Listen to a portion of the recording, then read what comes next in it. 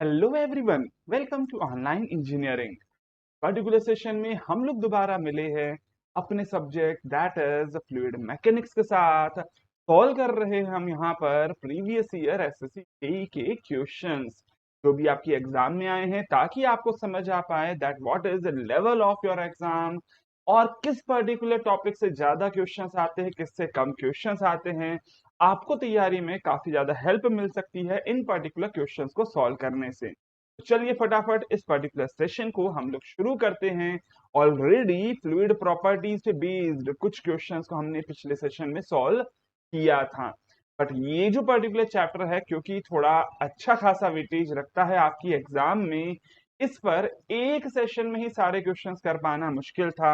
इसीलिए यहाँ पर ये दूसरा सेशन भी हम लोग यहाँ पर ले रहे हैं on the same topic that is fluid properties. चलिए फटाफट अब यहाँ पर जो सेशन है उसको शुरू करते हैं। सेशन में बहुत सारे ऐसे क्वेश्चंस है जो कि रिपीट हो रहे हैं, है ना। एक जैसा ही क्वेश्चंस बार बार बार बार हर एक साल आपको पूछे जाते हैं। तो वो क्वेश्चंस कौन से हैं ऐसे जो बार बार रिपीट हो रहे हैं, what is the level of those questions, ये सारी बातें आपको समझ आ जाएगी इस पर्टिकुलर सेशन में। चलिए देखते हैं। यहाँ पर ऑलरेडी कुछ क्वेश्चंस करे हैं हमने। फर्स्ट सेशन के क्वेश्चंस आप लोगों को याद होने चाहिए कि भी ऑलरेडी पहले कौन से क्वेश्चंस करे हैं, और इस पर्टिकुलर सेशन में भी जो क्वेश्चंस करेंगे वो आपको याद रहने चाहिए that what are the questions that we have solved till now for previous year SSC JEE exam. चलिए देखते हैं। यहाँ पर पहला क्वेश्चन है, which of the following is the unit of kinematic viscosity. अब ज्यादा बातें नहीं करेंगे। काइनेमेटिक विस्कोसिटी न्यू होता है, लेकिन न्यू के लिए अगर फॉर्मूले की बात करें तो फॉर्मूला होता है mu upon density. Sir mu is the dynamic viscosity and rho is the density. अगर मैं म्यू की यूनिट की बात करता हूं तो वो होता है केजी पर मीटर सेकेंड। और अगर मैं यहाँ पर बात कर रहा हूँ डेंसिटी की, तो डेंसिटी की यूनिट होती है दैट इज योर केजी पर मीटर क्यूब। इसी को सॉल्व करना चाहे तो इसको इस तरह से लिखा जा सकता है, KG upon metre second into KG upon metre cube. इसी को सॉल्व कर लेंगे तो ये यूनिट बन जाएगी मीटर स्क्वायर, और नीचे आ जाएगा बस सेकेंड, क्योंकि केजी और केजी कैंसिल आउट हो जाएगा, एक मीटर और एक मीटर कैंसिल आउट हो जाएगा, बचेगा यहाँ पर मीटर स्क्वायर पर सेकेंड। तो अगर मैं एसआई यूनिट की बात करता हूँ, देखो ये जो क्वेश्चन है ना, में आपको यूनिट ऑफ काइनेमेटिक विस्कोसिटी पूछा गया है। नोट करिएगा, ये 2017 में तो पहला क्वेश्चन है हमारे इस सेशन का, लेकिन इसी सेम सेशन में आपको करीब कम से कम 4 बार यही सेम क्वेश्चन देखने को मिलेगा। अब वो कब कब पूछा है मैं इकट्ठे ना लेते हुए आप लोगों के दिमाग पे थोड़ा सा जोर लगवाना चाहता हूं, इसीलिए सारे क्वेश्चंस इकट्ठे नहीं लिए हैं एक जैसे। हाँ, लेकिन इसी सेम सेशन में है तो आप लोग काउंट करिएगा कितनी बार ये वाला क्वेश्चन हुआ है ना। तो अगर एसआई यूनिट की बात करें तो एसआई यूनिट क्या हो गई यहाँ पर, मीटर स्क्वायर पर सेकेंड। और अगर मैं सीजीएस यूनिट की बात करता हूँ तो उसकी सीजीएस यूनिट क्या हो जाएगी, दैट इज सेंटीमीटर स्क्वायर पर सेकेंड। और ये जो 1 सेंटीमीटर स्क्वायर पर सेकेंड है, इसी को बोला जाता है as equals to be 1 strokes. और अगर इसी की बात करें तो ये हो जाएगा 10⁻⁻⁴ मीटर स्क्वायर पर सेकंड। तो देखो यूनिट से रिलेटेड जो भी कुछ क्वेश्चन पूछा जा सकता था वो मैंने आपको बता दिया है। हो सकता है अगली बार आपको ये पूछ ले कि भैया यार 1 स्ट्रोक इज इक्वल टू भी कितना होता है। आंसर यहाँ पर से इजीली मिल चुका है, that is option number C. देखो अभी फिलहाल ऑप्शन में मीटर स्क्वायर पर सेकंड नहीं है, सेंटीमीटर स्क्वायर पर सेकंड नहीं है, लेकिन आगे वाले क्वेश्चंस में हो सकता है भैया थोड़ा सा ऑप्शन चेंज कर दे लेकिन क्वेश्चन वही का वही रहे। तो वहां पर आप लोग बिल्कुल ऑब्वियस सी बात है, ये मत पूछना कि सर ये metre square per second centimetre square per second कैसे आया। ऑलरेडी मैंने पहले ही क्वेश्चन में आपको सारी चीजें बता दी हैं। आगे बढ़ते हैं। अगला क्वेश्चन यहाँ पर क्या बोलता है कि भैया 850 KG of a liquid occupies the volume of 1 meter cube, then 0.85 represents its। देखो सबसे पहली बात है यहाँ पर क्या बोल रहा है, मास ऑफ लिक्विड दे दिया गया है as equal to be 850 KG, और इसी का वॉल्यूम दे दिया गया है as equal to be 1 metre cube. ठीक है, तो यहां से अगर मैं डेंसिटी की बात करूं तो डेंसिटी होता है मास अपॉन वॉल्यूम। मास की वैल्यू क्योंकि मेरे पास पता है 850 है, और वॉल्यूम की वैल्यू मेरे को पता है 1 मीटर क्यूब है, तो यहाँ से डेंसिटी की वैल्यू आ जाएगी इक्वल टू बी और 850 केजी पर मीटर क्यूब। लेकिन सर 850 तो नहीं पूछा, अगर 850 पूछा होता तो वो होती आपकी डेंसिटी।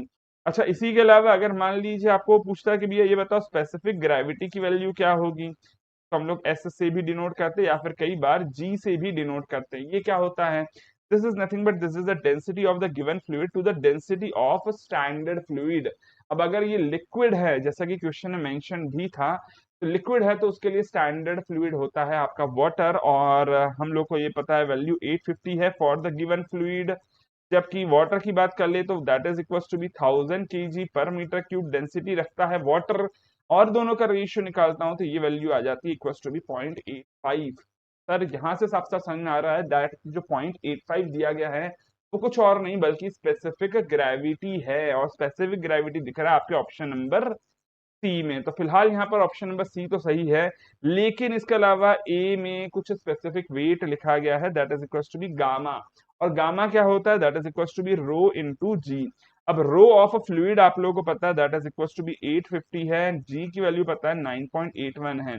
तो यहाँ से आपको यूनिट मिल जाएगी Newton per metre cube, but देखो अगेन ये भी 0.85 तो नहीं है, तो ए ऑप्शन सही नहीं हो सकता था, that is the specific wait.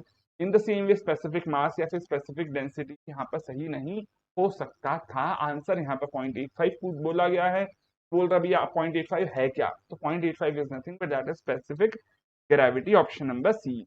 अगले क्वेश्चन की बात करते हैं, नेक्स्ट क्वेश्चन 2017 का ही है। क्या बोलता है that liquid would wet the solid if adhesion forces as compared to cohesion forces are। देखो अगर मैं यहाँ पर मान लेता हूं कि एडहेजन की वैल्यू ज्यादा है देन कोहेजन। एडहेजन क्या है, adhesion is nothing but that is the force of attraction toward the molecules of other material. तो भाई अगर फ्लूइड लिक्विड जो है, लिक्विड का जो अट्रैक्शन है वो टुवर्ड द सॉलिड मटेरियल ज्यादा हुआ, तो वो सॉलिड के साथ कांटेक्ट एरिया बढ़ाना चाहेगा। कांटेक्ट एरिया बढ़ाने के चक्कर में ऑब्वियस सी बात है वो हमारे सॉलिड को क्या करेगा, वेट कर देगा। ऐसे केस में हमारा जो लिक्विड है वो कहलाता है वेटिंग लिक्विड। एंड क्योंकि ये अपना कांटेक्ट एरिया बढ़ाना चाहता है, यहाँ पर जो मेनिस्कस बनता है वो बन जाता है कॉनकेव। और अगर मैं कैपिलरी की बात करूं तो कैपिलरिटी का यहाँ पर राइज देखने को मिलता है, प्लस कांटेक्ट एंगल जो होता है। अब कांटेक्ट एंगल क्या होता है वो याद दिला देता हूँ। Contact angle let us suppose कि ये आपका सॉलिड की प्लेट है और ये आपका फ्लूइड है जो कि इस तरह से स्प्रेड होता है, तो ये जो पर्टिकुलर एंगल है इसको बोला जाता है कांटेक्ट एंगल। कांटेक्ट एंगल की वैल्यू इस केस में होती है 90 डिग्री से कम। ये ग्लास वाटर के लिए क्या होता है, that is almost 0 degree. But अगर मान लीजिए इसी का उल्टा होता, मतलब अगर मान लीजिए कोहेजन ज्यादा है देन एडहेजन, तो इस केस में यहाँ पर क्या होगा, हमारा लिक्विड खुद के दूसरे मॉलिक्यूल्स के साथ ज्यादा कांटेक्ट बनाना चाहेगा rather than making contact with the solid material. और ऐसे केस में ये जो पर्टिकुलर लिक्विड है ये बन जाता है नॉन वेटिंग लिक्विड, क्योंकि ये सॉलिड को वेट करने की कोशिश नहीं करेगा। और अगर सॉलिड को वेट करने की कोशिश नहीं कर रहा है इसका मतलब इसमें होगा कैपिलरिटी फॉल, अगर कोई आपको कैपिलरी ट्यूब दे दी है तो। इसी के अलावा यहाँ पर जो मेनिस्कस बनता है, मेनिस्कस बनेगा इस केस में कॉन्वेक्स। कॉन्वेक्स मतलब इस तरह का, कॉनकेव का मतलब कुछ इस तरह का मेनिस्कस बनेगा आपका। ठीक है, ये let us suppose that this is your tube, this is your tube. तो भैया मैंने मेनिस्कस आपको बता दिया, टॉप सरफेस कैसा बनेगा आपके फ्री सरफेस का। फिर इसी के अलावा अगर यहाँ पर कांटेक्ट एंगल की बात कर ले तो कांटेक्ट एंगल यहाँ पर होता है 90 डिग्री से ज्यादा। एग्जाम्पल के तौर पे मर्क्यूरी और ग्लास का एग्जाम्पल आप लोग याद रख सकते हो। बट फिलहाल अभी क्या बोल रहा है कि भाई वेटिंग फ्लूइड है, लिख दिया क्वेश्चन में वेटिंग फ्लूइड है। वेटिंग फ्लूइड है इसका मतलब ये वाला केस दिया गया है, the case that is given here. और अगर ये केस दिया है इसका मतलब adhesion is more than the cohesion. तो पूछ रहा है कि एडहेशन को अगर मैं कंपेयर करता हूँ विद द कोहेजन तो एडहेशन क्या आएगा, ज्यादा आएगा, ज्यादा आएगा, that is more is given in your option number B. मैंने आपको खैर सारी कहानियां बता दी है यहाँ पर, लेकिन ये पूरी कहानी आपको नहीं पूछी थी, पूछा तो सिर्फ इतना था कि भैया एडहेशन और कोहेजन में कौन ज्यादा होगा। बहुत इजी था क्वेश्चन। फिलहाल आगे बढ़ते हैं अगले क्वेश्चन की तरफ। नेक्स्ट क्वेश्चन है, बोलता है which of the following is correct about the viscosity of gas. भैया विस्कोसिटी ऑफ गैस के अबाउट क्या सही है। तो भैया देखो पहली बात तो विस्कोसिटी होती क्या है ये मैं आपको पिछले सेशन में बता चुका हूं, that is nothing but that is the internal resistance to the flow. That is internal resistance to the flow. Flow का मतलब क्या है, relative movement of the molecules with respect to each other.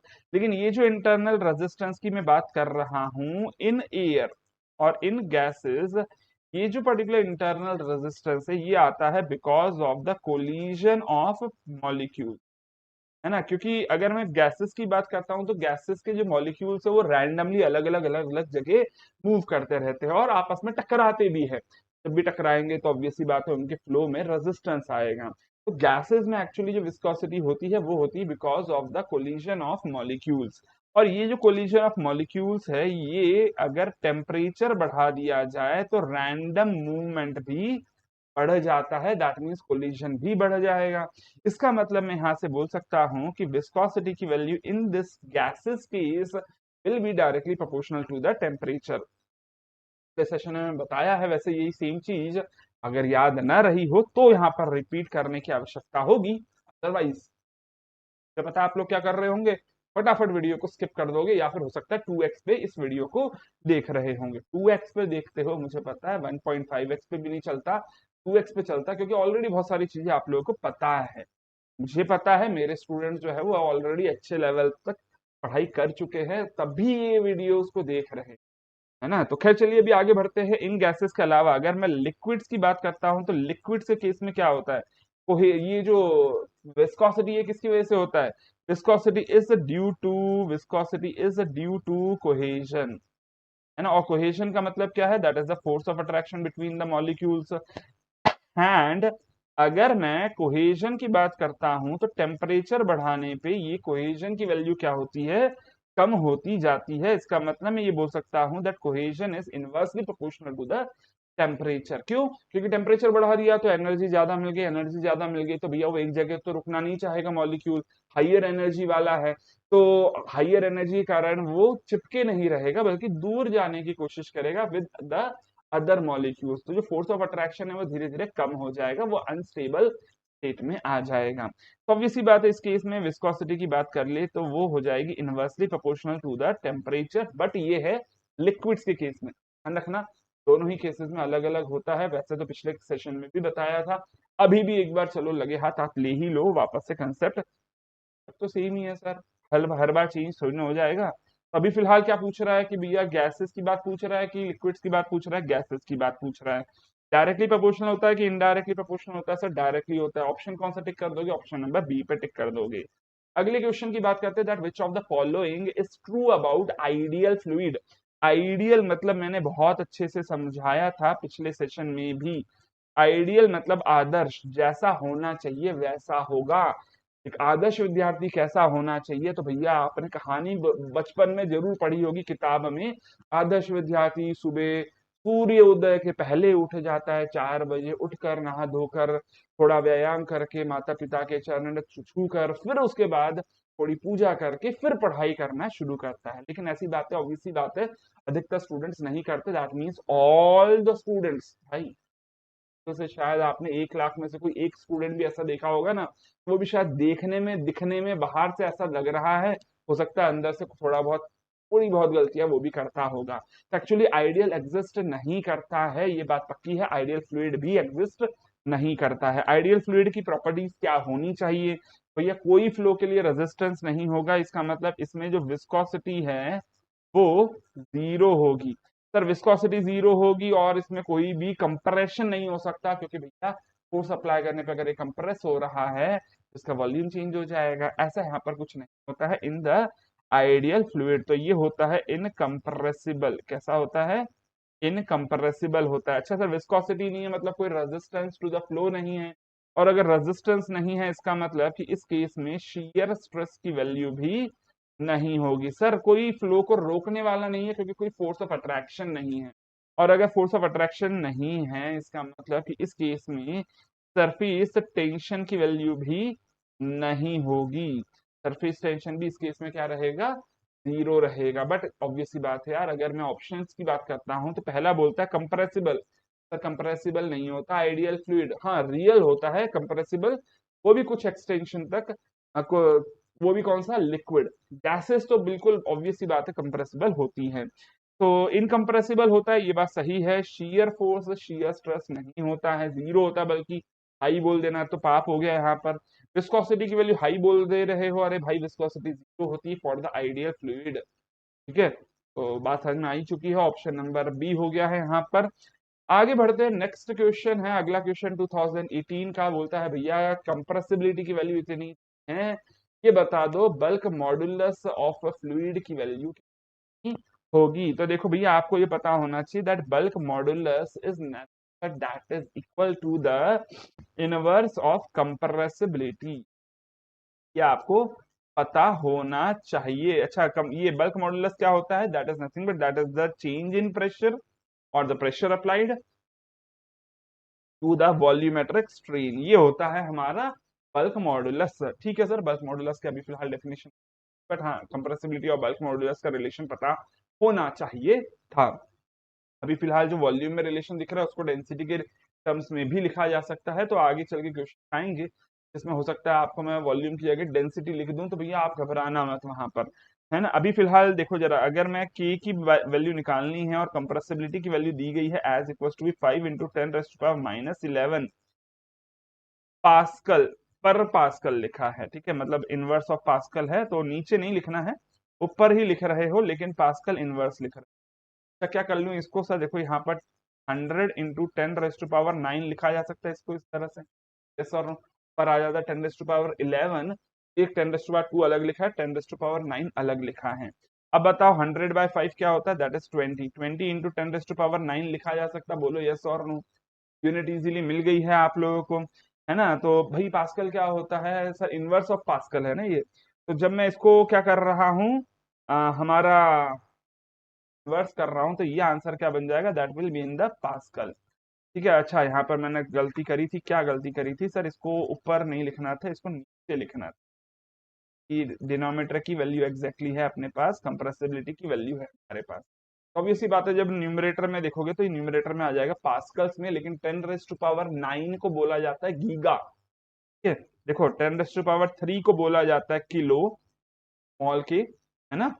और 10⁻6 को बोला जाता है मेगा या फिर मिलियन, कैपिटल एम से लिखा जाता है। और 10⁻9 को लिखा जाता है गीगा, ठीक है ना, और गीगा को लिखा जाता है कैपिटल जी से। तो ये हो जाएगा 20 गीगा पास्कल। ठीक है, तो गीगा पास्कल कहाँ लिखा है? 20 exactly is your option number C. Question खैर बहुत ज्यादा आसान था, ओरली भी कर सकते थे आप लोग, भैया 1/5 कर लेते आंसर आ जाता। 0.2 इंटू 10⁻, जो भी हो जाएगा यहाँ पर, पक्की बात है 0.2 की पावर, 0.2 में कुछ 10 की पावर ही मल्टीप्लाई होगी ना, एक ही ऑप्शन था यहाँ पर। अगला क्वेश्चन देखते हैं, नेक्स्ट क्वेश्चन क्या बोलता है भैया? काइनेमेटिक विस्कोसिटी स्टोक्स में वैल्यू यहाँ पर पूछ रहा है, और मुझे दे दिया गया डायनामिक विस्कोसिटी और डेंसिटी वैल्यू है। अभी बात को समझना है, यहाँ पर आप लोगों को दिया है म्यू की value as equal to be 0.5 poise. ठीक है, अब ये पॉइज क्या होता है? That is the CGS unit, मतलब ये होता है 0.5 gram centimetre second. But sir ये म्यू की वैल्यू है, और इसके अलावा स्पेसिफिक ग्रेविटी दे दी गई है एज इक्वल टू बी 0.4, इसका मतलब डेंसिटी ऑफ फ्लूइड क्या हो जाएगा? Density of water into specific gravity, that is equal to be, देखिए डेंसिटी ऑफ वाटर होता है 1 ग्राम पर सीसी, और स्पेसिफिक ग्रेविटी दे दिया गया है 0.4, तो ये हो जाएगा 0.4 ग्राम पर सीसी। वैल्यूज यहाँ पर पुट कर देता हूँ, वैल्यू हम लोग को पता है already, that is equal to be 0.5, और रो की वैल्यू पता है हम लोगों को, that is equal to be 0.4। दोनों के दोनों सीजीएस यूनिट में है, तो आंसर भी जो आएगा वो भी सीजीएस यूनिट में ही आएगा। कितना आ जाएगा? तो that will be equal to be, और 5/4 that is equal to be 1.25, और सीजीएस यूनिट क्या आ जाएगी? सेंटीमीटर स्क्वायर पर सेकेंड, और इसी सेंटीमीटर स्क्वायर पर सेकेंड को आप क्या बोलते हो? As strokes. ये मैं आपको पहले ही बता चुका हूँ। तो फिलहाल 1.25 आंसर दिख रहा है, that is exactly given in your option number C. अगले क्वेश्चन की तरफ मूव करता हूं, नेक्स्ट क्वेश्चन है 2018 का, बोलता है भैया 1 kilo pascal is equal to be. देखो जहां 1 किलो पास्कल बोला जा रहा है, किलो का मतलब होता है 1000, तो इसको लिखा जा सकता है 1000 पास्कल।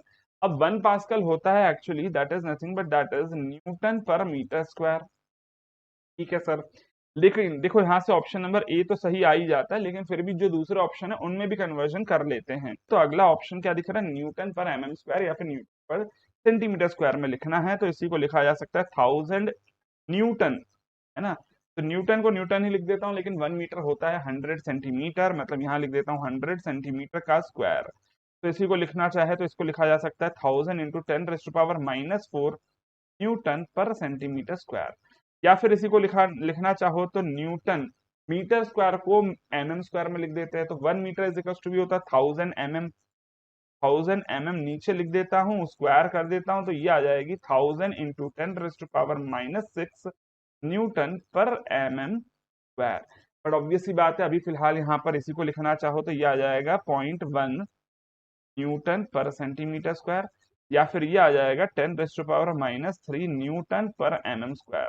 अब देखो यहाँ पर ना ही हमारा न्यूटन पर सेंटीमीटर स्क्वायर में मैच करता है, 1000 लिखा हुआ है, और ना ही न्यूटन पर mm स्क्वायर में मैच कर रहा है, वो भी 1000 लिखा है। सर एक ही सही है, वो मैंने आपको पहले ही बता दिया है। अगले क्वेश्चन की तरफ मूव करते हैं। नेक्स्ट क्वेश्चन बोलता है भाई that on increasing temperature viscosity of gas. तो देखो भैया, मैंने आपको पहले ही बता दिया, viscosity of gas is due to collision of the particles, and collision of the particles is directly proportional to the temperature. जितना टेम्परेचर बढ़ेगा उतना ज्यादा रैंडम मूवमेंट बढ़ेगा और उतनी ही ज्यादा विस्कोसिटी बढ़ेगी। तो भैया डायरेक्टली प्रोपोर्शनल होना चाहिए। कौन सा ऑप्शन दिख जाएगा? That is your option number C मिल जाता है। अगले क्वेश्चन की बात करते हैं। Surface tension of an ideal fluid is, देखो surface tension sigma is actually because of unbalanced force, because of unbalanced force on the surface molecule। ठीक है, और ये जो अनबैलेंस्ड फोर्स है ये क्यों होता है? सर ये इसलिए होता है क्योंकि बाकी के जितने भी नीचे वाले मॉलिक्यूल्स है उन पर कोहेजन सभी डायरेक्शन से एक्ट कर रहा था, लेकिन सरफेस के मॉलिक्यूल्स है उन पे कोहेजन सिर्फ नीचे नीचे ही से ही एक्ट कर रहा है। कोहेजन एक्चुअली इसका मेन रीजन होता है। तो इसका अगर मेन रीजन बात करें कि भाई ये जो सरफेस टेंशन है ये क्यों होता है, that is actually because of the cohesion. और ये जो कोहेजन है ना, ये रीजन बन जाता है आगे चल के विस्कोसिटी का। लेकिन जैसा कि आप ऑलरेडी जानते हो कि एक आइडियल फ्लूइड में विस्कोसिटी होती है 0, इसका मतलब कोहेजन होगा 0। और अगर कोहेजन ही 0 है तो ऑब्वियस सी बात है सरफेस टेंशन भी क्या रहेगा उसके इसमें 0 ही रहेगा। तो बड़ा आसान था यहाँ पर क्वेश्चन को सॉल्व करना। वैसे तो मैंने आपको पिछले वाले क्वेश्चन में भी आपको लिखकर दे दिया था। अगला क्वेश्चन बोलता है that which of the following is not true about the density of the gases. भैया डेंसिटी ऑफ गैस के बारे में पूछ रहा है। देखो वैसे आपको गैस के लिए एक सिंपल जनरल यूनिवर्सल इक्वेशन पता होनी चाहिए, that is the P is equals to be rho into R into T, है ना। और अगर मैं डेंसिटी के लिए लिखना चाहूँ इक्वेशन तो ये आ जाएगा P/RT। That means density is directly proportional to pressure. जितना प्रेशर बढ़ाओगे गैस उतनी कंप्रेस होगी तो उसकी डेंसिटी बढ़ेगी। तो ये बात क्लियर है, पहला पॉइंट याद रख लो। बाकी density is inversely proportional to temperature. क्यों ऐसा? क्योंकि टेम्परेचर बढ़ाओगे तो जो एयर है वो एक्सपैंड करेगी, एयर अगर एक्सपैंड करी तो वॉल्यूम बढ़ेगा और डेंसिटी कम होगी। इसी के अलावा अगेन डेंसिटी का फॉर्मूला आपको पता है, that is mass per unit volume. Again volume बढ़ेगा तो डेंसिटी की वैल्यू कम हो जाएगी। ये कुछ बातें हैं जो आपको डेंसिटी के बारे में याद रखनी चाहिए। फिलहाल डेंसिटी के बारे में ही सवाल पूछा गया था। पहला बोलता है that it is proportional to pressure, बिल्कुल सही बात है भाई, तो ये फर्स्ट तो सही है।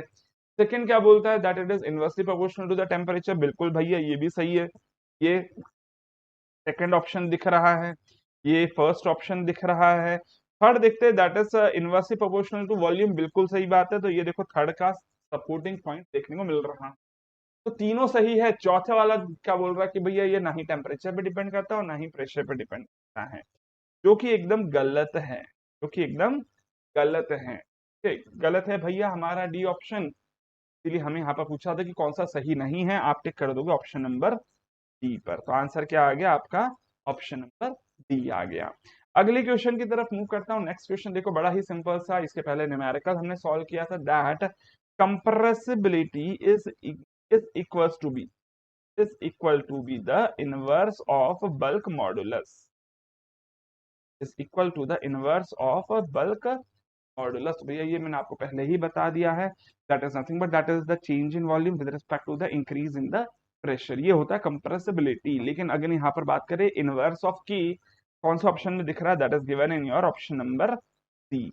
अगला क्वेश्चन है बड़ा ही इजी सा, इजी तो नहीं बोल सकते बट हाँ चलो ये वाला अगर आपको याद होगा तो आप इजीली कर पाओगे, नहीं याद होगा तो चलो मैं बता ही दूंगा। है ना। एक्सप्लेनेशन देने का मतलब ही क्या है, इन सेशन का मतलब ही क्या है। जो क्वेश्चन ना आता हो उसका एक्सप्लेनेशन मैं आप लोगों को दे दूं। 2018 का क्वेश्चन था that in an isothermal condition the isothermal bulk modulus of an ideal gas is equal to। देखो अगर मैं आइडियल गैस की बात कर रहा हूं तो हम लोगों को ये ऑलरेडी पता है कि भाई P होता है, प्रेशर होता है रो आर टी के बराबर, ठीक है। लेकिन अगर मैं बोल रहा हूं कि आइसोथर्मल कंडीशंस है, कैसी कंडीशन है, आइसोथर्मल कंडीशन है, इसका मतलब टेम्परेचर की वैल्यू क्या रहेगी, कांस्टेंट रहेगी। और टेम्परेचर क्या हो गया, P by rho into R हो गया।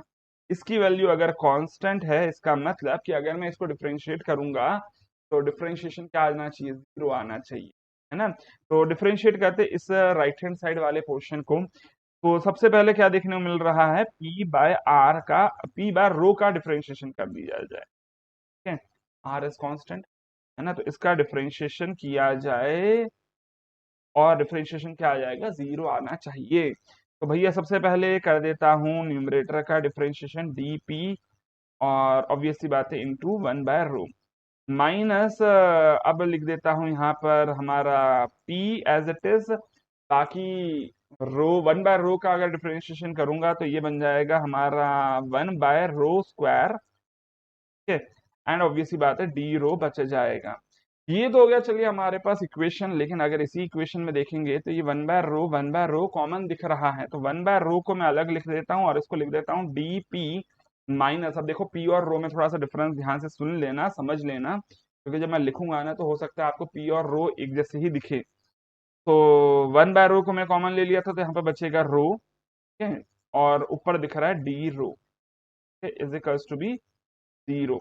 तो अगेन क्या देखने को मिल रहा है, D P minus P into D rho, और यहाँ पर लिख देता हूँ डी रो अपॉन रो अलग ब्रैकेट में इज इक्वल्स टू जीरो।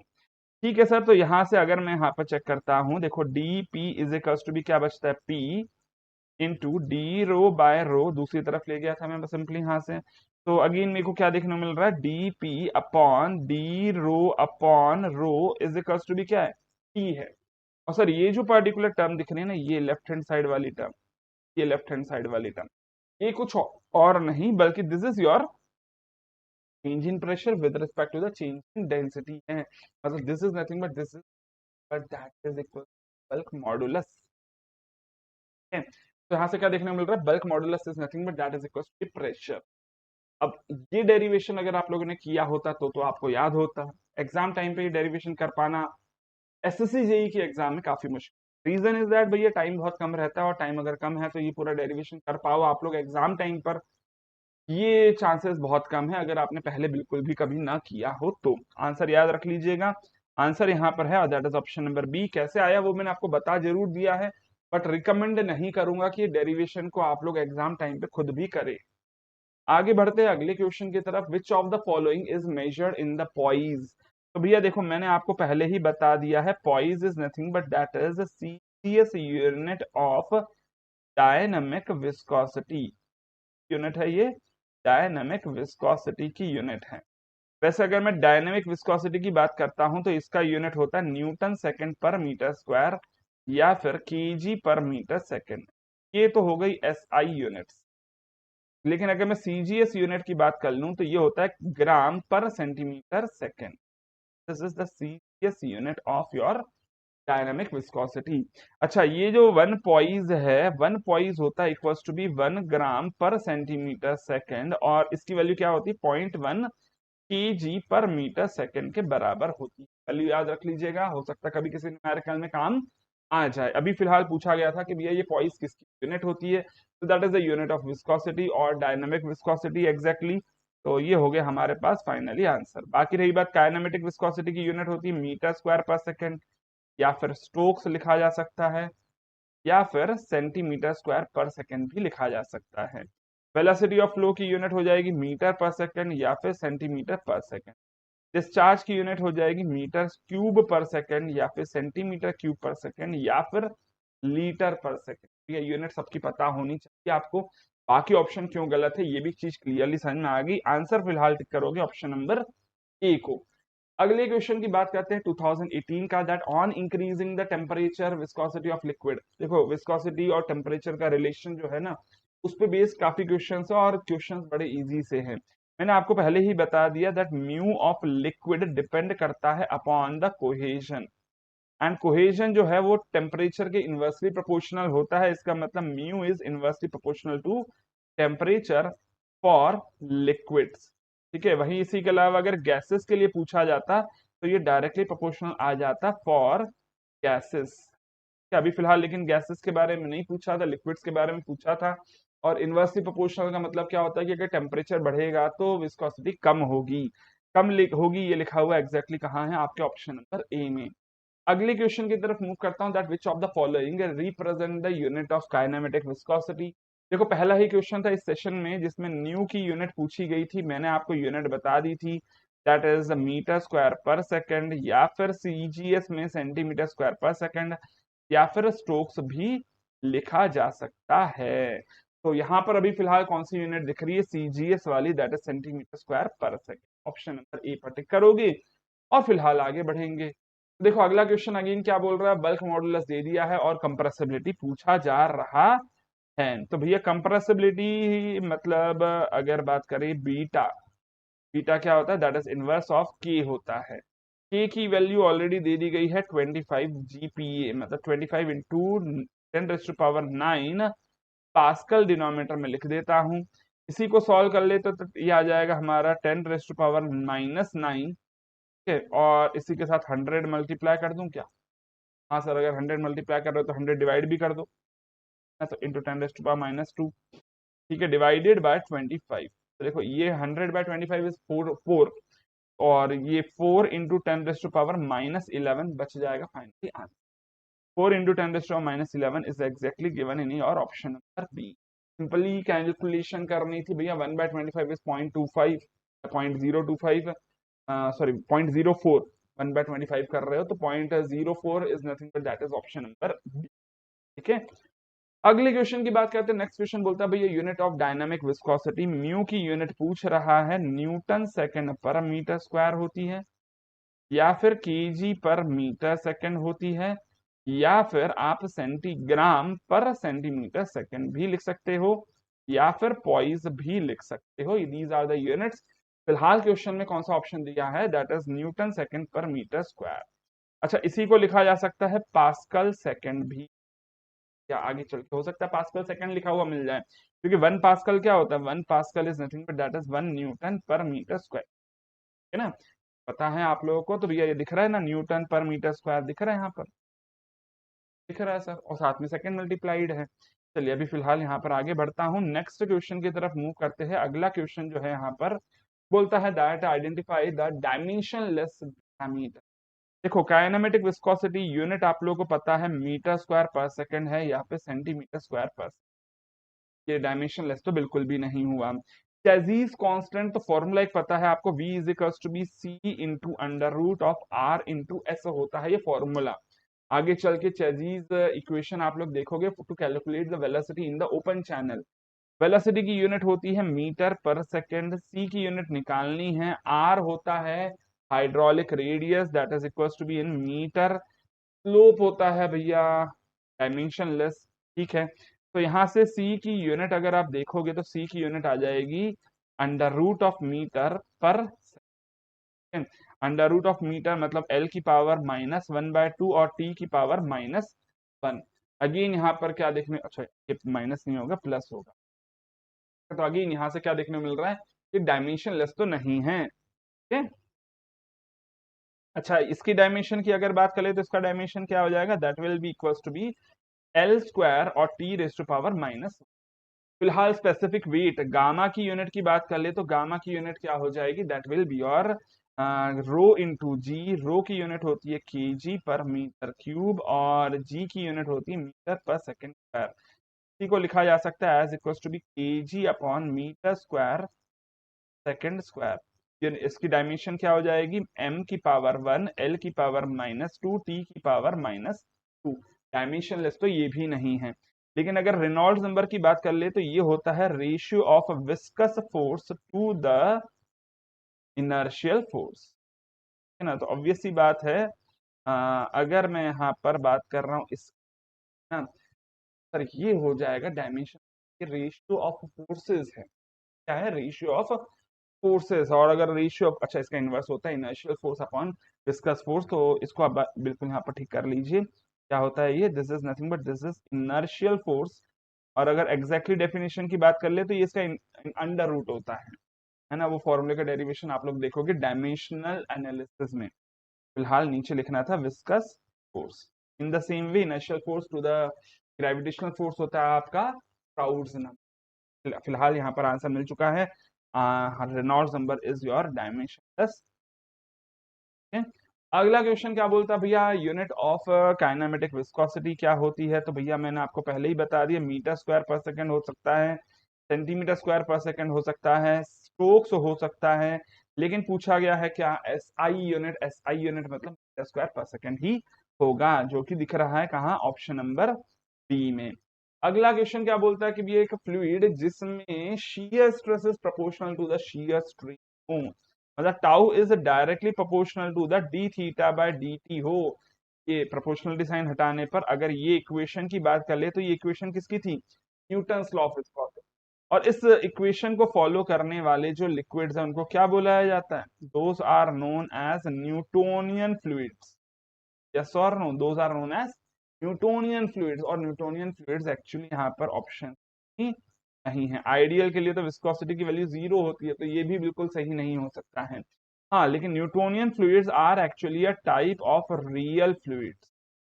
ठीक है, तो रियल फ्लूइड्स आप एक बार यहाँ पर ऑप्शन में टिक कर सकते हो, बट एक्चुअली अगर न्यूटोनियन फ्लूइड होता ऑप्शन में तो ज्यादा करेक्ट आंसर होता। बट अभी फिलहाल ऑप्शन में है नहीं न्यूटोनियन, इसीलिए आप ऑप्शन नंबर ए पर टिक कर देंगे।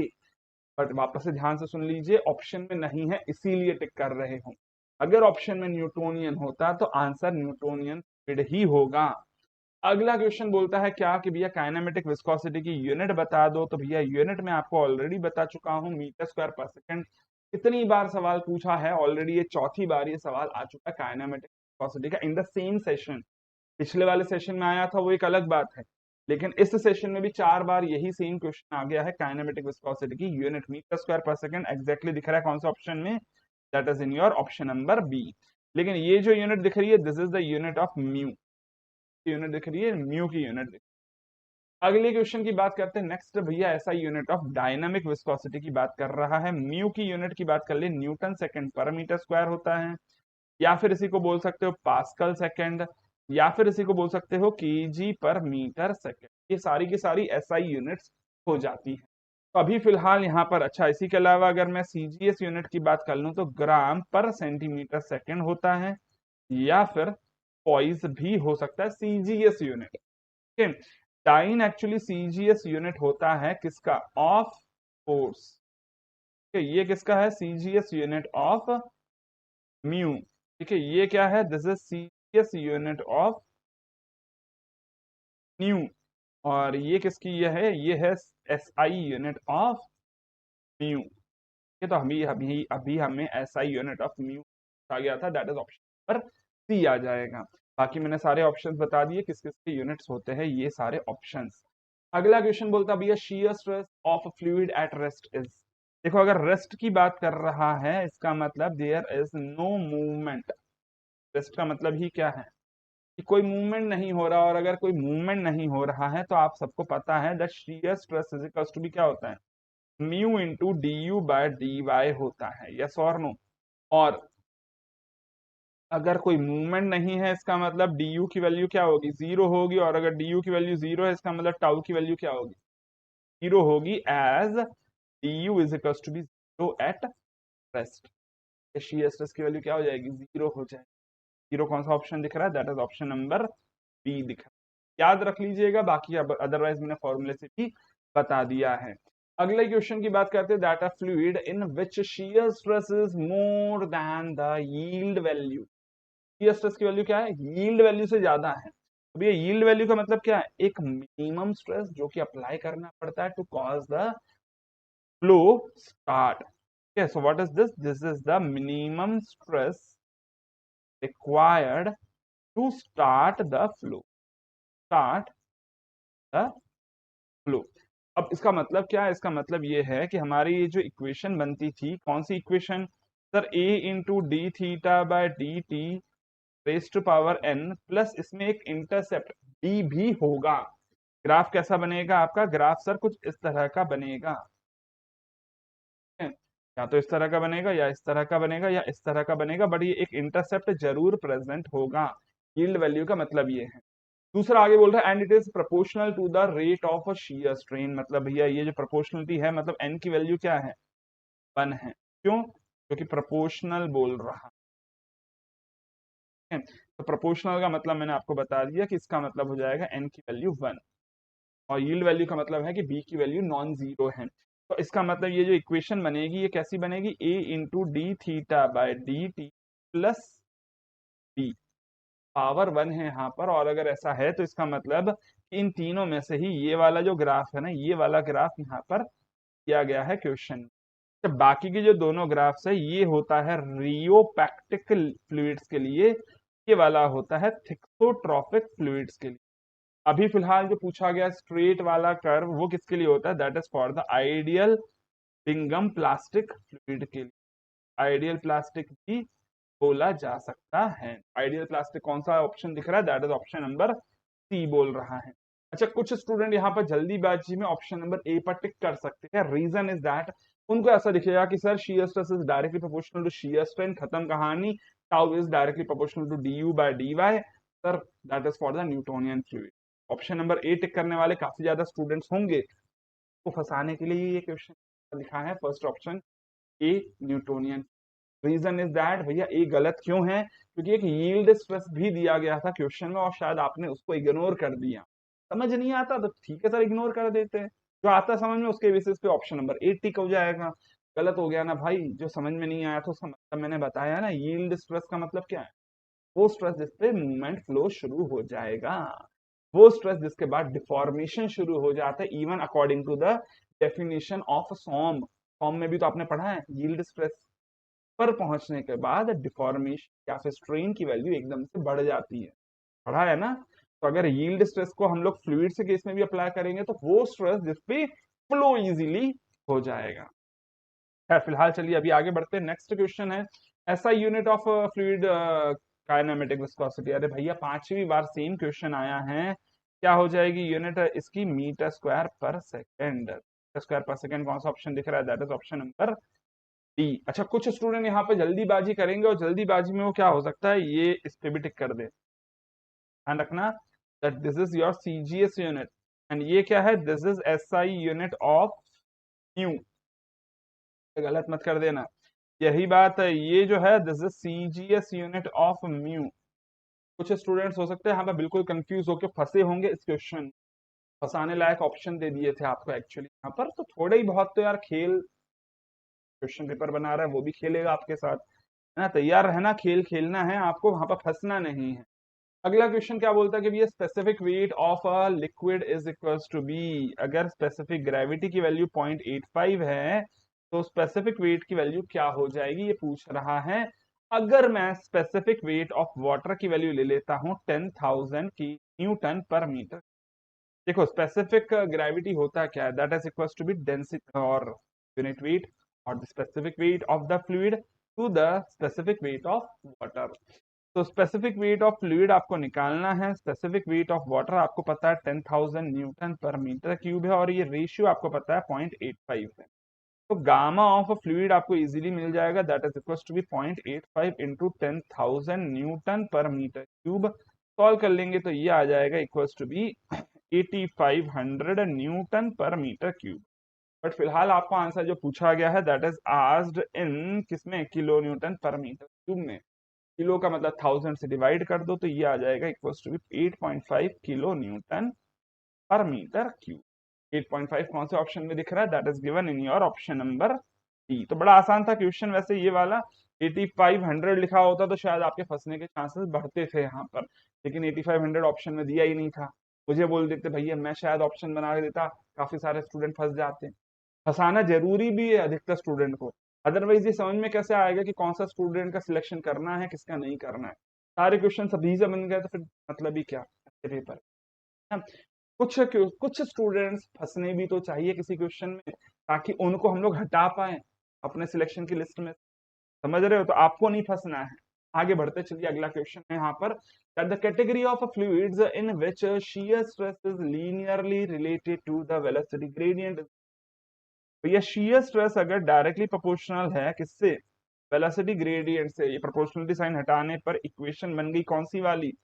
Sir this is nothing but this is the equation of Newton's law of viscosity.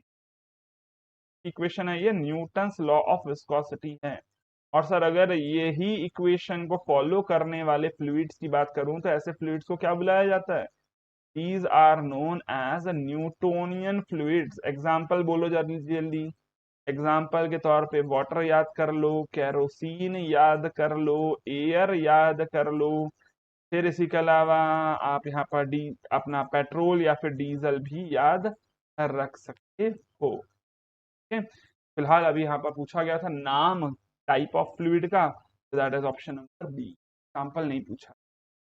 अगले क्वेश्चन की बात करते हैं भैया, यहाँ पर बड़ी इजीली मैच करने के लिए बोल रहा था यूनिट्स को। डायनामिक विस्कोसिटी की यूनिट होती है केजी पर मीटर सेकेंड या फिर Newton second per metre square. कहाँ दिख रहा है? इसको मैं मैच कर सकता हूँ with newton second per metre square, that is. Kinematic viscosity की यूनिट होती है मीटर स्क्वायर पर सेकेंड या फिर सेंटीमीटर स्क्वायर पर सेकेंड या फिर अपना स्ट्रोक्स। कहाँ दिख रहा है? कौन से में मैच कर रहा है? मीटर स्क्वायर पर second, that is 4। Surface tension होता है force per unit length, that is Newton per metre होता है, और न्यूटन पर मीटर दिख रहा है 1 के साथ। तो 3 4 1 और लास्ट वाला क्या बचेगा? 2।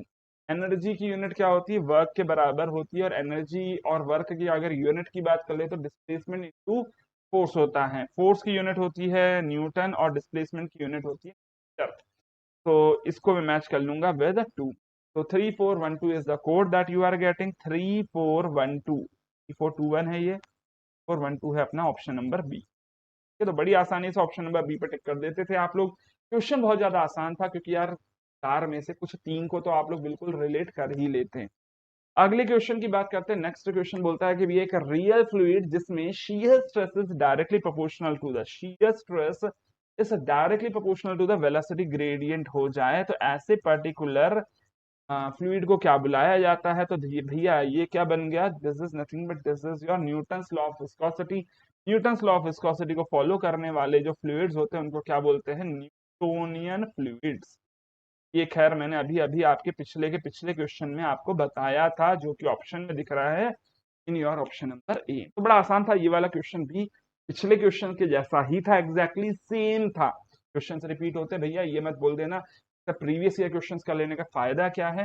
फायदा समझ में आ रहा होगा, क्योंकि सर एक जैसे क्वेश्चन आते हैं बार बार बार बार।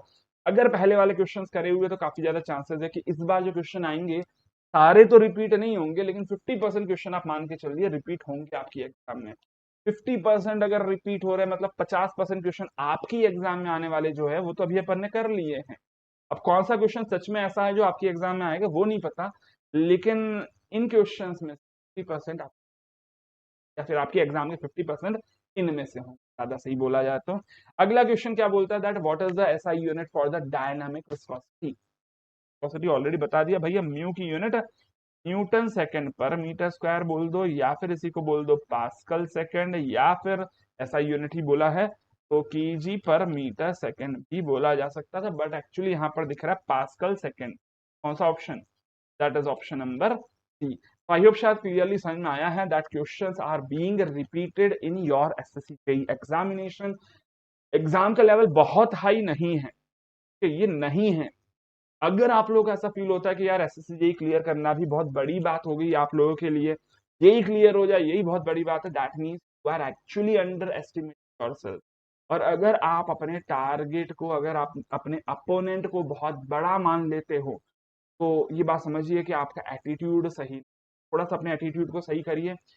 अपना जो अपोनेंट है उसको इजी मानिए, उसको अचीवेबल मानिए, अपने जो टारगेट है उसको अचीवेबल मानिए। जब तक दिमाग के अंदर, दिल के अंदर ये नहीं होगा कि ये टारगेट आपसे अचीव हो सकता है, तब तक एग्जैक्टली वो अचीव होगा भी नहीं। तो अगर ये डर है आपके मन के अंदर कि एसएससी जेईई बहुत ज्यादा कठिन है, बहुत ज्यादा मुश्किल है, वो डर को हटा दो। वो डर को हटाने की कोशिश मैं करवा रहा हूँ आपको इन क्वेश्चंस को सॉल्व करवा के। क्योंकि जब मैं खुद सॉल्व करके दे देता हूं तो आपको ऐसा फील होता है कि सर क्वेश्चन बहुत ज्यादा इजी है, और एक्चुअली वो सही भी है ना। लेकिन जब खुद से करने बैठते हैं, पता नहीं कितने अलग अलग तरह के ख्याल, कितने अलग अलग तरह के प्रेशर आपके दिमाग में आते हैं, और वो प्रेशर के कारण आप लोग क्वेश्चंस को सॉल्व नहीं कर पाते। मैं ये नहीं बोलूंगा कि आपकी काबिलियत कम है, नहीं, सभी को इक्वल इक्वल काबिलियत मिली है, लेकिन कई बार क्या हो जाता है, हम अपने दिमाग पे इतना ज्यादा एक्स्ट्रा प्रेशर लेकर बैठे होते हैं।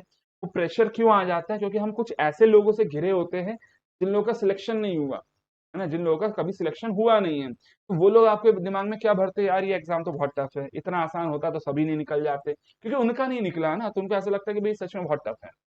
आसान आ रही है।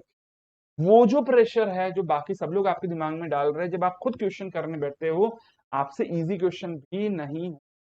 हाँ, अभी तो शायद हो भी जाएगा, लेकिन एग्जाम टाइम पे शायद और नहीं हो पाएगा, क्योंकि पर और भी एक्सपेक्टेशन होंगी, आपके रिलेटिव्स, आपके दोस्त, आपके गर्लफ्रेंड बॉयफ्रेंड, जो भी आपके करीबी लोग हैं, सभी की एक्सपेक्टेशन आंग में दिल में होती है। एग्जाम हॉल में तब जो आता है ना, भी नहीं बनता। इसीलिए बेहतर है कि वहां जाके घबराओ, उसके पहले ही आप ऑलरेडी इतने क्वेश्चन प्रैक्टिस कर लो कि एग्जाम में जाके रायता ना फैले। पहले से ही आप अच्छे से, पहले ही जितनी गलतियां करनी है कर लीजिए, एग्जाम में ना करके। यही एक्चुअली मेन तरीका है सिलेक्शन लाने का। ठीक है? तो चलिए अभी फिलहाल सेशन को एंड करता हूँ, मिलते हैं अगले सेशन में। आई होप आज का सेशन पसंद आया हो, और अगर पसंद आया तो भैया कम से कम एक कमेंट करके बोल देना, सर मजा आया, या जो भी आपको लिखना हो आपको लिख दीजिएगा। एटलीस्ट मुझे संतुष्टि मिले कि यार मेरे इतने बोलने का कुछ तो फायदा है। आप लोग सुनते तो हो लास्ट तक वीडियो। फिलहाल चलिए मिलते हैं अगले session. Till then take care, bye bye.